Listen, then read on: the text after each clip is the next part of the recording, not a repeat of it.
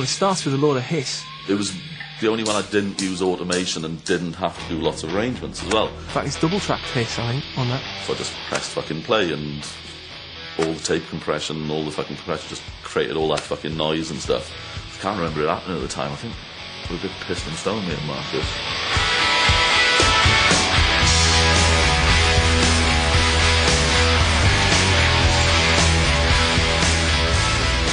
Alan McGee went mental for that when he heard it. He was just going, that is the best social comment anybody's made in 20 years of music. I mean, there aren't many Oasis songs with any sort of subconscious or otherwise elements of political dissent in there, but that was definitely one of them. Is it worth the aggravation to find yourself a job when there's nothing worth working for?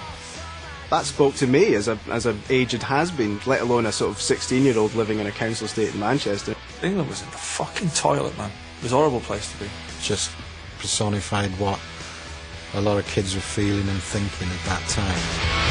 You could wait for a lifetime to spend your days in the sunshine.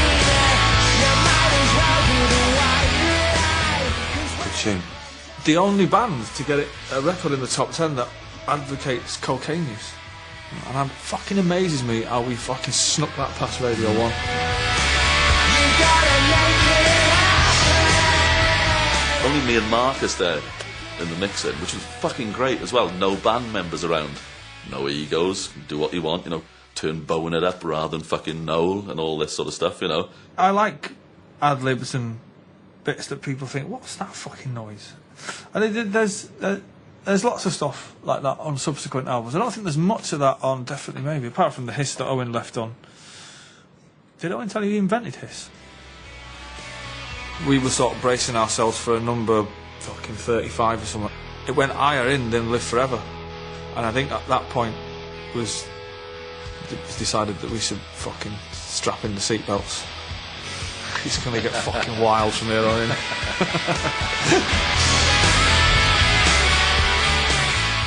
I think it was too Mark Bolan for me, and it got even more outrageous, I think, by the time it was mixed. It was just kind of boring to me. I wouldn't write a song like Cigarettes and Alcohol now, because I think, well, you can't be ripping off T-Rex, man. It's fucking bang out of order, you know. Whereas then it was like, well, no one's ever going to fucking hear it anyway. Yeah, what, like 20 people at the boardwalk, you know? There was no prejudice in the writing at all, was there, at that song? No.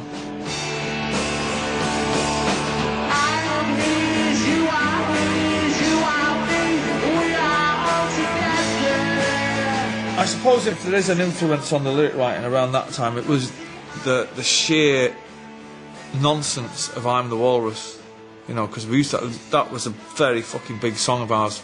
Obviously, we used to play it live and still do. And even though John Lennon's got this in his later days, in his solo stuff, he was quite confessional, you know, mother and all that, mother. And but in the Beatles, it was all, you know, what the fuck were they singing about? Obladi, oblada? Yeah.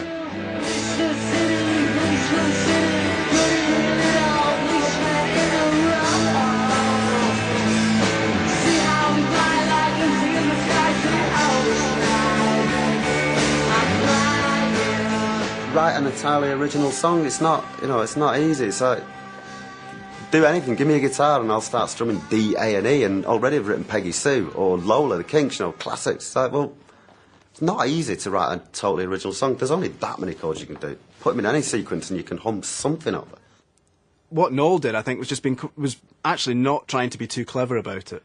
And in so doing, he was actually being pretty damn smart, really. It's like, okay, yeah, I took it from there, I took that bit from there, and then I put them all together and made this. And this is brilliant, and you can't deny it. I think he's had a real hard time on that, because the same finger could be pointed at, you know, dozens of other bands and songwriters.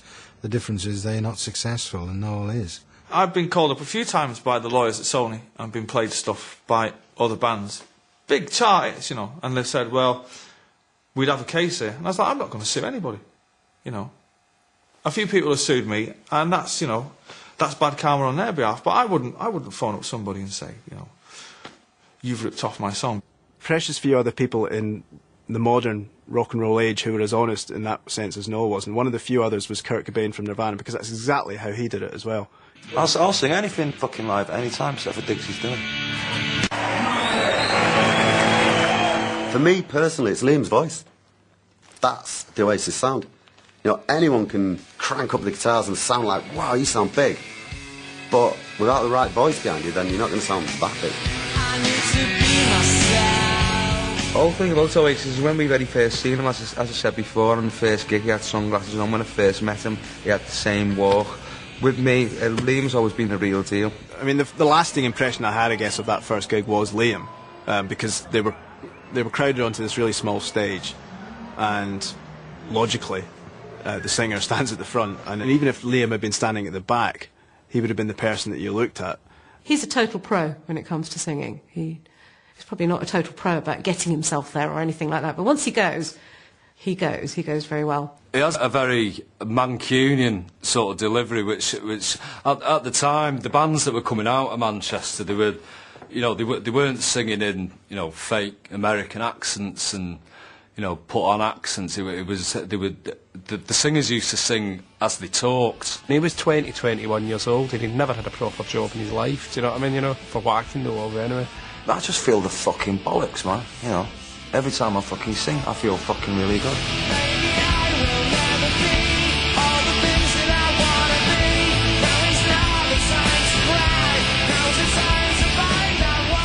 He was very characteristic and distinctive from the off, from the first time I heard him sing, but certainly as the band got more recognition and more fans, he felt more comfortable about going his own way. I was listening to a lot of demos recently from that period, and Liam was, his singing's really gentle. It's not at all what it's like, but he developed fast as well. But he started off and he was almost angelic at times.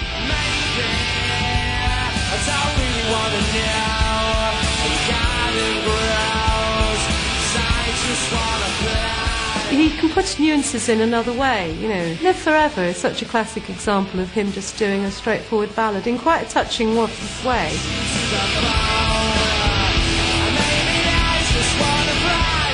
I've never held a microphone in my entire life. It feels weird. It doesn't feel comfortable. I've always either leaned on it or my hands behind my back. And the reason I do that is because I get more power out of the singing. If I held it like that, I'd feel like a bit of a fucking... a bit weird. I think he's always had it sort of just slouching and looking up and the way he does, yeah. Again, that immediately struck me from the outset. Well, the reason he's not moving is because he doesn't have to, or he believes he doesn't have to. The way that he's singing is so physical, you know, he's just wrenching this sound out from his legs, from his throat.